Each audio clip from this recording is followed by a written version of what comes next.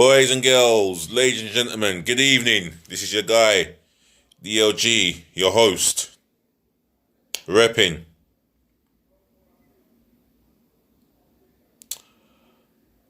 Right, another talk about the Arsenal.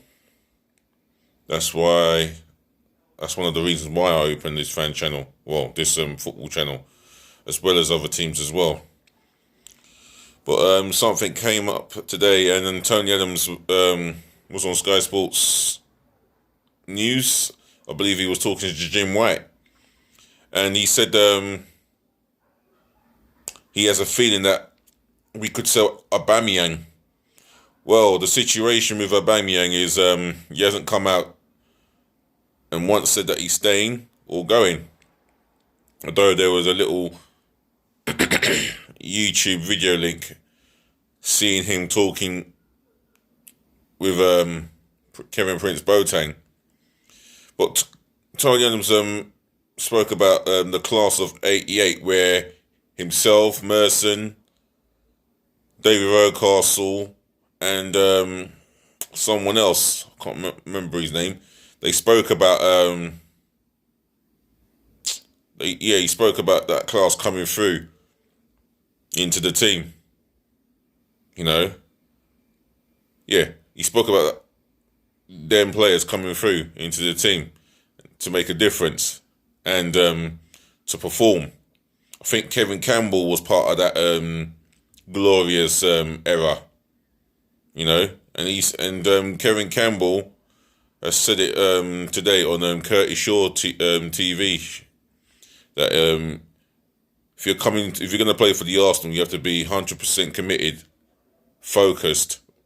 Well, he said 100. These were his words. You have to be 100% focused and consistent every game. And big up yourself, Kevin Campbell, and big up yourself, Curtis Shaw. That's it, Curtis Shaw. I don't know already. I'll see you at the Emirates. And big up yourself, Philip Senderos, ex-Arsenal centre-half. Good to see you looking well, and you made an appearance on Curtis TV show. I mean, Curtis Shaw TV, along with Kevin Campbell. 2 Arsenal players on Curtis Shaw TV. Big up yourselves, yeah, you three. So Adams was saying, compared to the class of '88, the Arsenal of now, what did you say? The Arsenal of now, the transfer policy has been anything but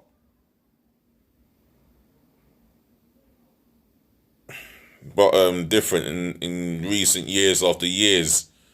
It's been anything but ambitious, which he makes a clear, fair point, completely spoken with a lot of sense. You know, every word he said, he was truthfully honest, and this is the situation, and it all starts at the top with your owner, Stan Kroenke, who's come out and publicly said that he's going to inject cash. Well, Tony Adams said that Dick Law used to inject cash in '95 and '96 just to make sure Arsenal can compete. But Tony Adams says if he were the manager, he would ask the board, how ambitious are you? How ambitious would you like to be? And someone like Dick Law would answer, don't you worry about the club. We'll make sure we'll match your valuation. Well, we'll match your ambition, should I say. Well, maybe back then he did, but the current humans who are at the top in charge are not doing a very good job of it from where we are, from what we see with our naked eyes. You know, the signings in the summer. Pepe hasn't really lived up to that price tag. His performances so will speak for itself, for example. Martinelli, for another example, he was the cheapest out of all the buys, and the return has been magnificent. 10 goals in a season already for an 18-year-old. That's magnificent. Excuse me. I have to try and yawn without even opening my mouth. Anyway, back to the point that Tony Evans made. You know, he also goes on to say that you cannot keep selling your best players if you're going to become Premier League title contenders. And he said that there's no chance of us becoming Premier League title contenders if we keep selling our best players.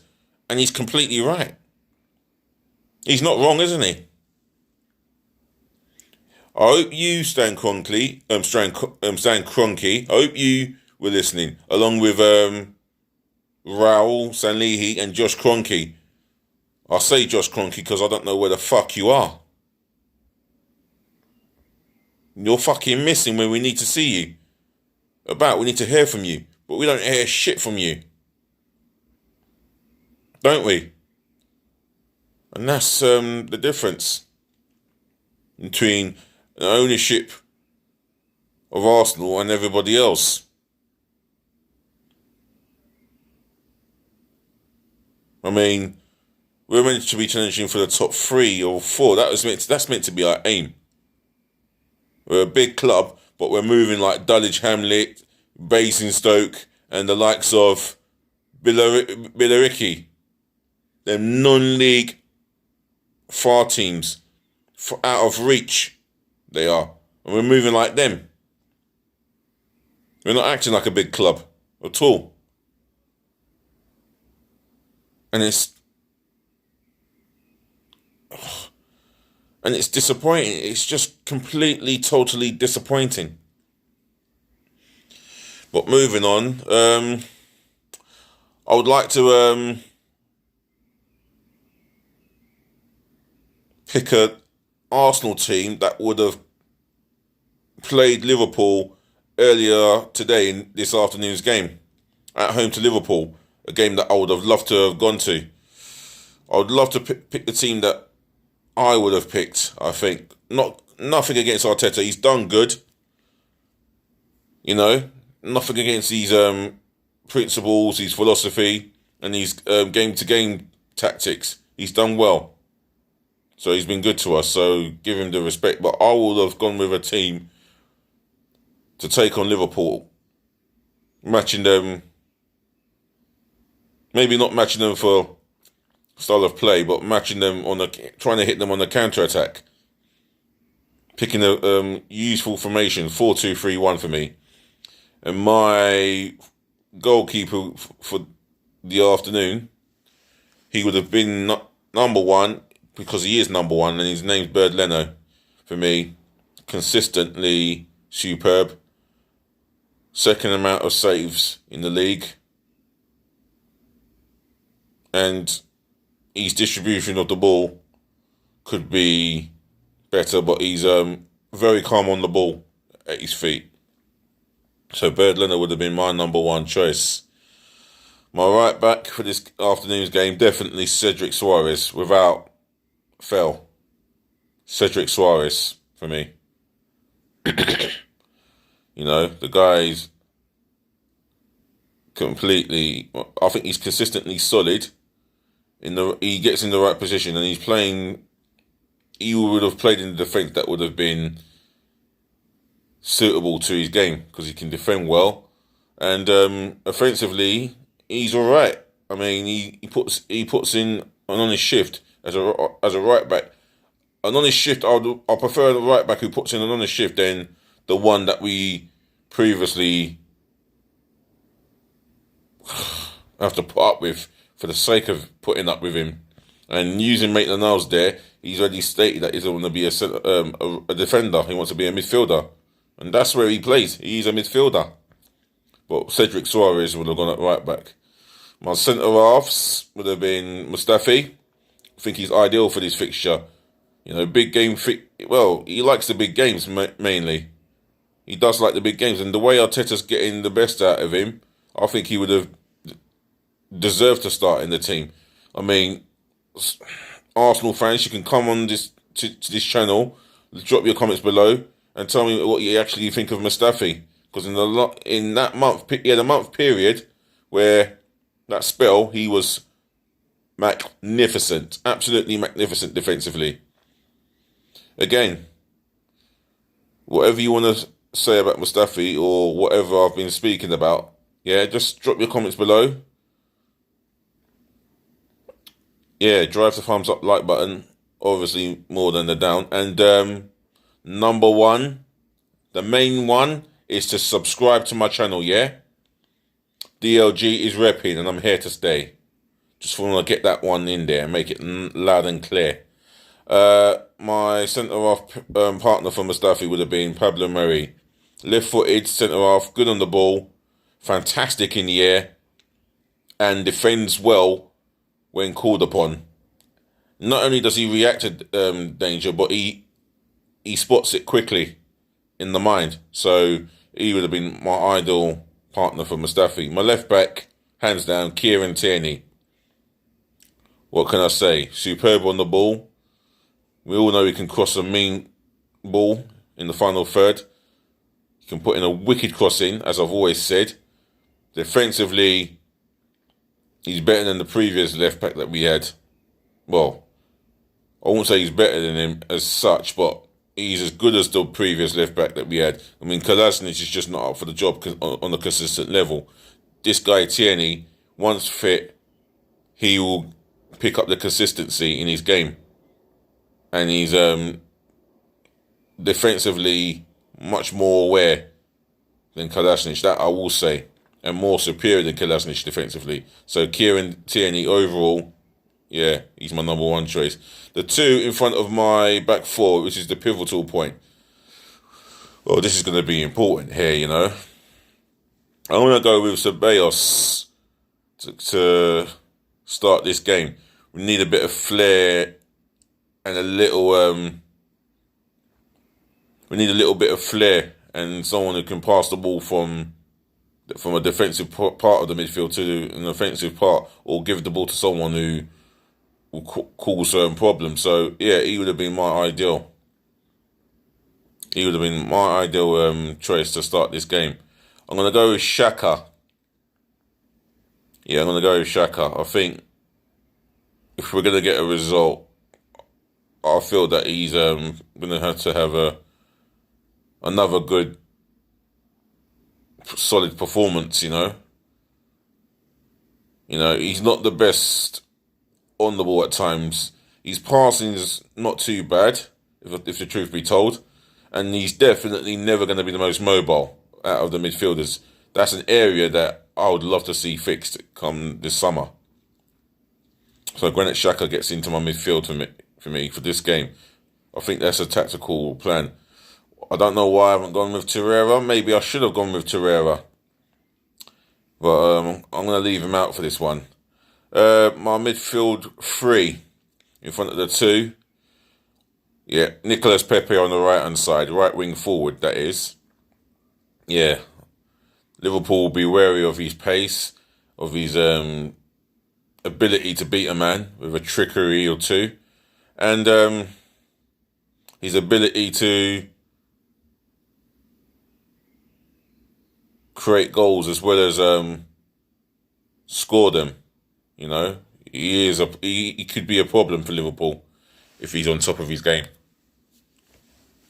So yeah, he would have been a problem, a potential problem, more than a potential problem.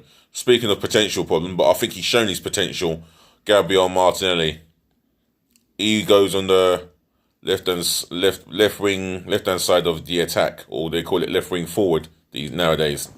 To me, he's terrific on that side, but I'll prefer him as a striker in the future. But for now, I'll use him on the left, just simply for the fact that he could help out Kieran Tierney defensively and make sure that Trent Alexander-Arnold doesn't have it all his own way.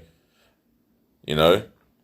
And like Pepe, asking him to track back and help out Suarez could be a fucking nightmare. It will just get you fucking frustrated, depending on what Pepe turns up. If it's a Pepe that's willing to work hard off the ball, then he could help. It will do Suarez a favour there. But I'm on to Martinelli, and he will track back. But when we've got the ball in the counter-attacking situation, he's ideal. You know, he is dangerous on the counter-attack, and he's capable of scoring goals because he's got that ability to do so. He's direct, like Pepe is, and he'll cause. I think he'll cause Trent Alexander a problem or two. I think he can. The man in the middle, I'm still going to go with Lacazette as the number 10. I think I'll go with Lacazette as the number 10, only because he would link up well with our main striker. Yeah, he puts in a work rate. He puts in the work rate when he wants to, but when he's got the ball, he's capable of holding it up, bringing players into play, and he can push on forward from there in like a free role. And him in a free role, he's more suited, and he's more suited to that position. And I feel that he's a massive threat for Liverpool as well. He has scored against Liverpool in his fixture last season, and in the free role, that could give him more of a license to cause Liverpool some problems. I would like to hope so. I would like to believe so, in fact. Our main man at the top, Aubameyang. For me, on his best day, he is capable of scoring against any centre half pairing or defence in the league. Hands down, he is capable, and that's my pick for this fixture. The man is a joint golden boot winner, should I say, and it would have been evident for me if we get off to a good start. We could cause Liverpool problems at the back there, and they're there to be taken. They're there to be beaten, and they know they can be beaten. Watford, you only have to look at that performance and think to yourself, wow, look what Watford did to them. So that's my starting 11. My bench, should I pick a bench? Yeah, why not? My bench for this game, Javi Martinez in goal. Damian Martinez in goal. Javi Martinez, Bayern Munich midfielder. Sorry, Damian Martinez in goal. His distribution of the ball is superb, and it's maybe a lot more than what you can say about Leno's, but overall Leno's a better goalkeeper. His distribution of the ball, I've said it's superb. And I think he makes a case for a good second choice goalkeeper. You know, he's definitely on the bench. Well, I'll have to go with Luis. And I'll have to go with Luis for the simple fact he's been up and down this season, and him coming on, if he has to come on, I think he will steady the ship. He has shown some leadership onto that field amongst his teammates, which is fair to be said. Other than that, I think Mustafi and Marie will be better off doing the job against Liverpool. My third substitution, I'm going to go, you know what? I'm going to go with Socrates, because I don't know if Holding's quite fit yet. But I'll go with Socrates.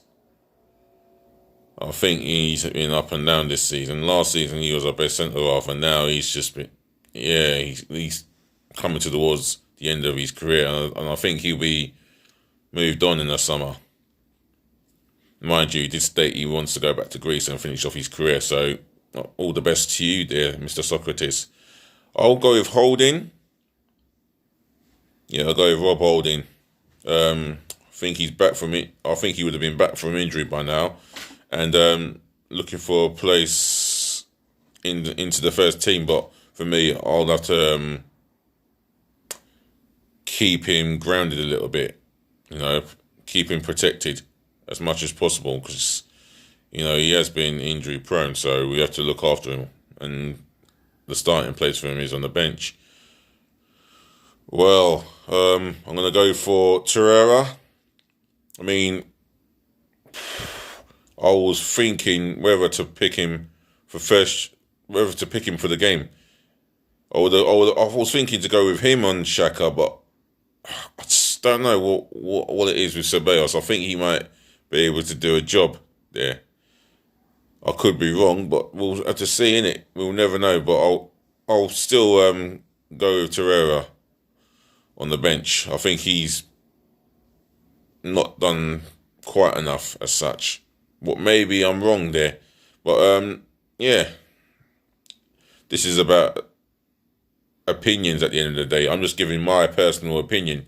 I mean, yeah, you can disagree or agree. You know, Torreira in that midfield battle, he would have been ideal. He is tenacious in the tackle. He does keep the ball well, and he tries his best not to give it away. But I'm going to start him on the bench here. And plus, he would have not long come back from injury. So Torreira on the bench. In attack, I think I would go with Mesut Ozil on the bench. I think he's someone you can bring on in the last 20 minutes, you know, just to change the game. Or if we're in a situation where we're trailing by 1 goal lead. If we're losing the game, you might want him to come off to the bench and weave his magic. And I'll get Eddie Nketiah on the bench as well, you know. He lives in the box, and off the ball, he works harder than anyone within the squad right now. So that would have been my bench for me. You know what? I'm going to make a change on the substitutes bench. I'm going to swap over Socrates and go with Maitland-Niles. Versatile for me. So Socrates doesn't even get onto my bench. So that's my only change there. So I'm going to go for my bench again. Martinez, Luis, Holding, Maitland-Niles, Torreira, Ozil, and Nketiah. So guys, Arsenal fans, if you would like to pick your own team that would have started against Liverpool and your own bench that would have started on the bench against Liverpool, then yeah, leave it in the comments below. Do drive the thumbs up like button, and the main one for me, yeah, drive the subscription. Drive the subscription for me towards my channel, yeah. Do subscribe to my channel by pressing that subscription button in abundance, yeah, and I mean deeply abundance and passionately as well, yeah. I appreciate the love. And speaking of subscribers, one person subscribed to my channel. I don't know quite who it is, but shout out to you, yeah? And shout out to you for subscribing to my channel, yeah? I promise you there'll be many more videos, whether football is on or off, yeah? Obviously it's off, but there will be a few things to be discussed on this channel, just strictly football, mainly. So shout out to yourself, yeah? And thanks for subscribing to my channel. This is the end of my channel now, yeah? Ladies and gentlemen, boys and girls, I'm going to wrap it up here. I want you to enjoy the rest of your evening. And the main thing is, yeah, please do stay safe. Save lives, protect the NHS, and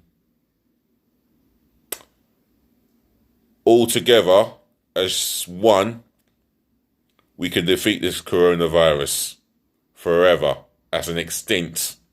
By the time we defeat it, it'll be extinct, and we'll get back to our normality as real soon as possible. DLG Reppin, I'm out of here. Peace, bless, and love.